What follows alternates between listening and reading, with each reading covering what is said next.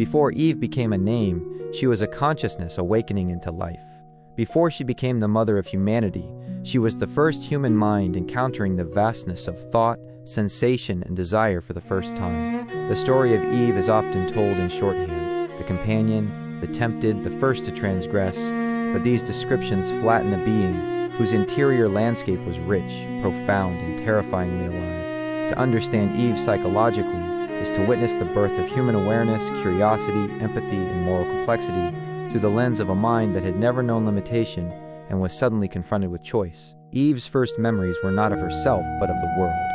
She noticed the sunlight glinting on leaves, the sharp scent of fruit, the texture of soil beneath her fingers.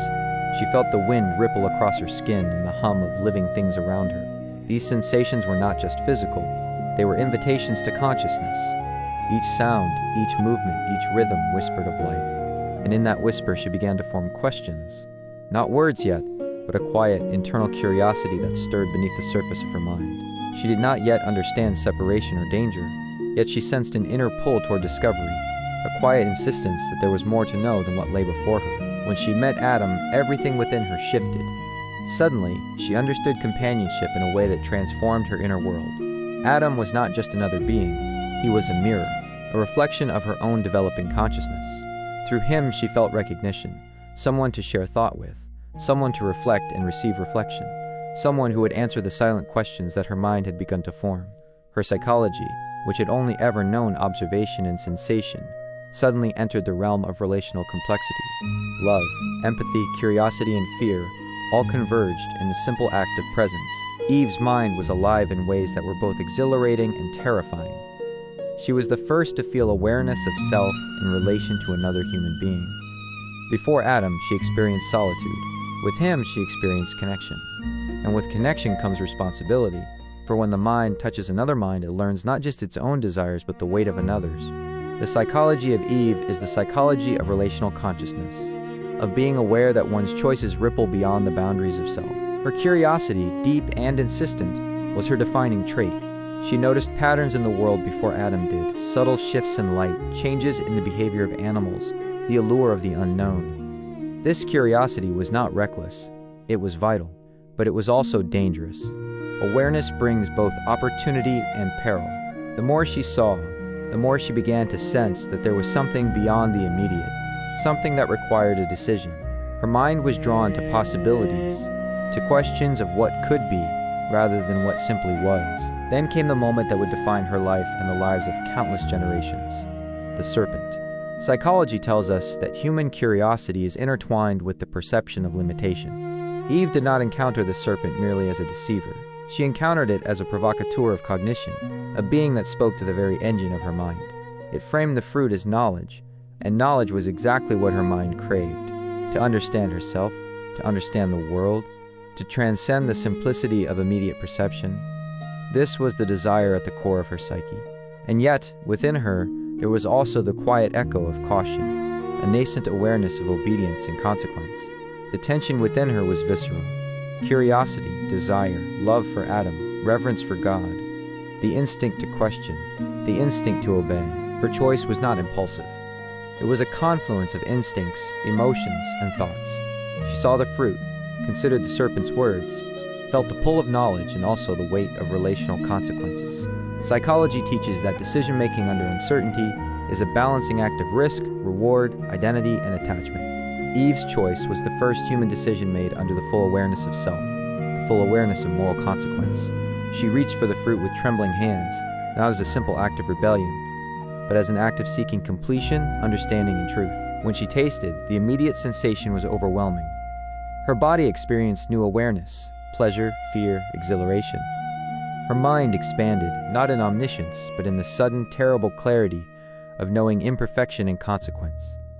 She looked at Adam and felt both intimacy and isolation, for he had yet to choose.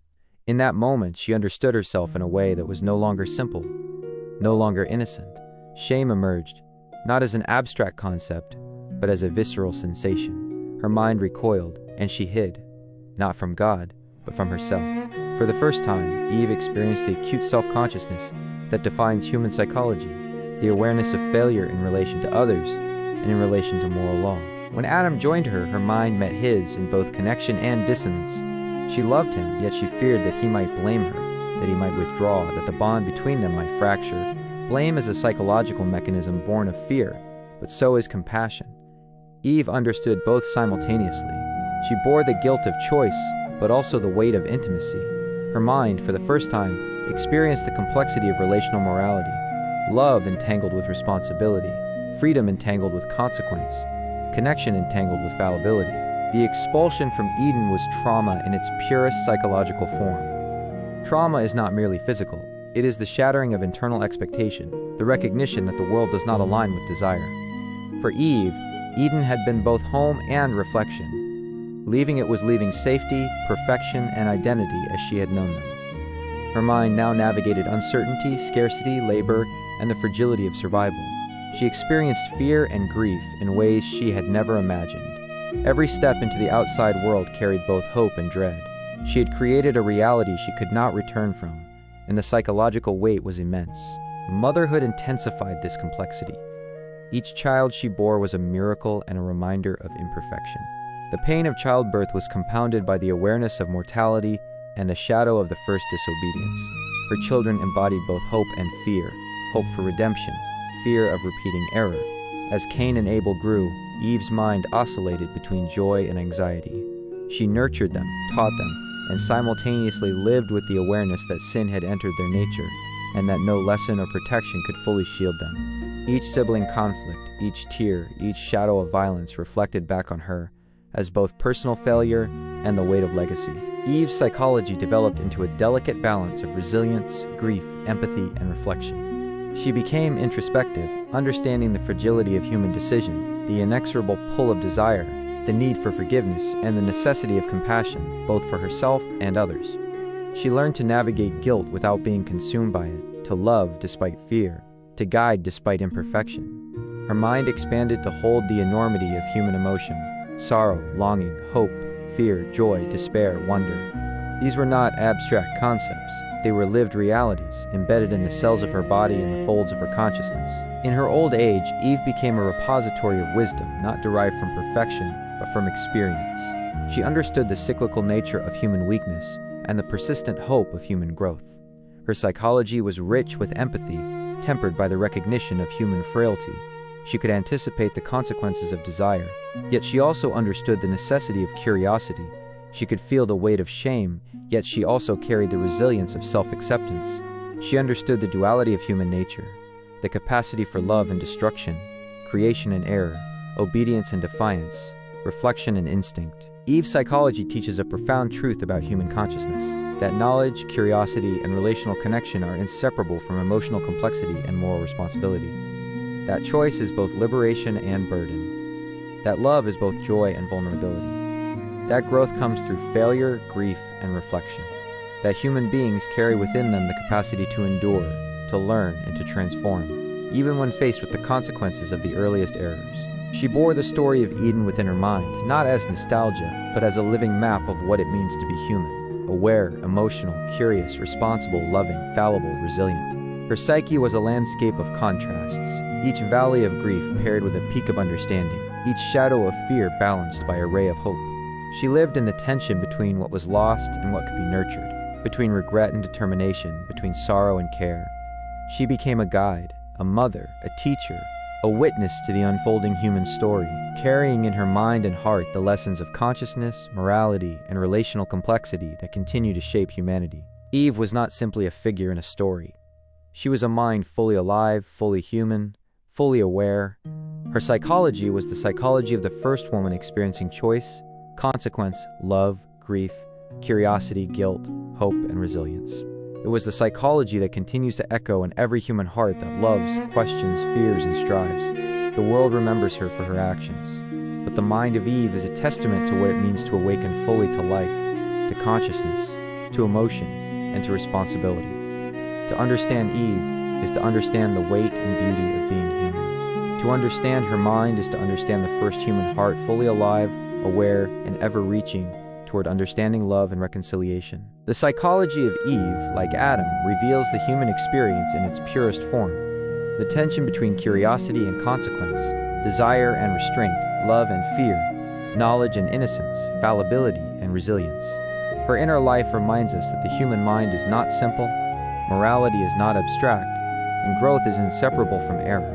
She was the first to taste the complexity of choice, to bear the weight of consequence, to navigate relational depth, and to survive trauma not as a victim, but as a participant in the shaping of humanity. Even in her solitude, her reflection, and her grief, Eve demonstrated the extraordinary capacity of the human psyche to endure, to learn, and to transform. Her mind held the paradoxes of life: awareness that brings both clarity and pain, love that brings both connection and vulnerability, knowledge that brings both freedom and responsibility. In the end, Eve's psychology was not merely survival, it was emergence. She emerged into complexity, depth, and wisdom, carrying in herself the seed of what humanity would become. Aware, emotional, flawed, resilient, and profoundly capable of love and understanding. Her story is not only about the fall, but about the enduring capacity for reflection, compassion, and growth. She teaches that to be human is to navigate a world full of contradictions, to bear choices with courage, to love despite fear, and to continue reaching for understanding, connection, and hope. Eve's mind, fully alive, remains a mirror to every human who seeks to comprehend the weight of choice, the depth of love, and the transformative power of consciousness.